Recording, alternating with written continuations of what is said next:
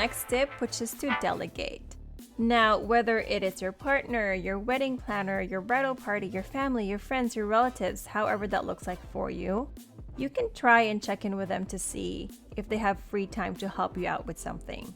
Now, there is a good side and a bad side, I'd say. Probably not the bad side, but there is a caveat to delegating. And I would want to say that when you want to delegate and you feel like someone is going to be really good for that specific job, but they say no, you also have to respect that. Don't take it as, oh, they don't want to help me or they are not there for me when I needed them, because some people also want to show up for you the best way they can. And if they cannot show up the best way they can, it's also much better that they don't show up at all, because that's just not gonna cost you stress, gonna cost them stress, and also that's gonna cause strain on their relationship overall. So something doesn't work out and someone doesn't want to help, it doesn't mean it's a reflection of you or the relationship. It actually might seem that they are taking care of their relationship and they did not want to disappoint you. And it might just be true that they don't have the time to help you out.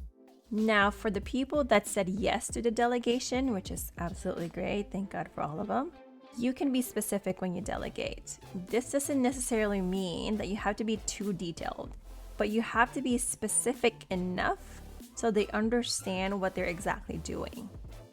The thing about delegation too is that if someone says that they can help you, and if you delegate something for them to do, however that looks like, let's say for example, you figured out that you would rather want to do the centerpieces by yourself, so you want to DIY it, but you need help in placing them on the tables. And you might be an OC person, say for example, that you want the centerpieces to be exactly right in the center of the table. So it can't be a few inches off. It has to be 100% on the center of the table. But the person who you delegated it to and who agreed to help you, it might be maybe 2 inches off the center, 2-3 inches off the center, and might not have the same eye as you, but they are willing to help you and they are helping you. You might want to let go of that a little bit. So this is not to say that you have to totally compromise your vision, but when you delegate, especially if it's free, so it's not a paid professional doing it for you, you can expect that there will be about maybe 30-40% of it that is not going to come out the way you wanted it to be. Now, there are times that they are going to do exactly what you tell them to do, and it's going to be 100% amazing. But the way to handle stress and to not get into too much stress is to let go of some of that. So 30%, if it's off 2 inches from the center, then it's off 2 inches from the center. It doesn't necessarily mean that it's not gonna be good looking. It's gonna look beautiful. It's amazing. It's just off 2 inches. And for the most part, that's probably just something that you noticed.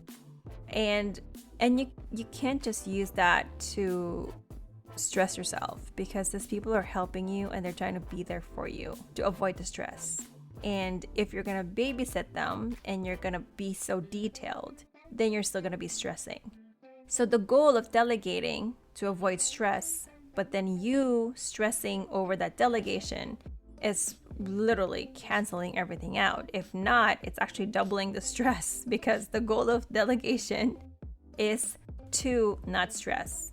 Now you have to be honest with yourself as well and ask yourself, to save me from stress, do I delegate this to someone that can do this for me for free, but not probably to the level that I want it to be done?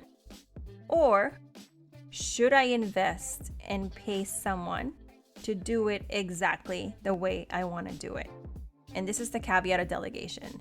So you really have to ask yourself, what is it that will save you the stress? It's not always the money, because sometimes it's an investment. You don't have to worry about the day someone's coming late, because if a professional does it, for the most part, that they're going to show up and going to do exactly what you want them to do and what they told you that they will do.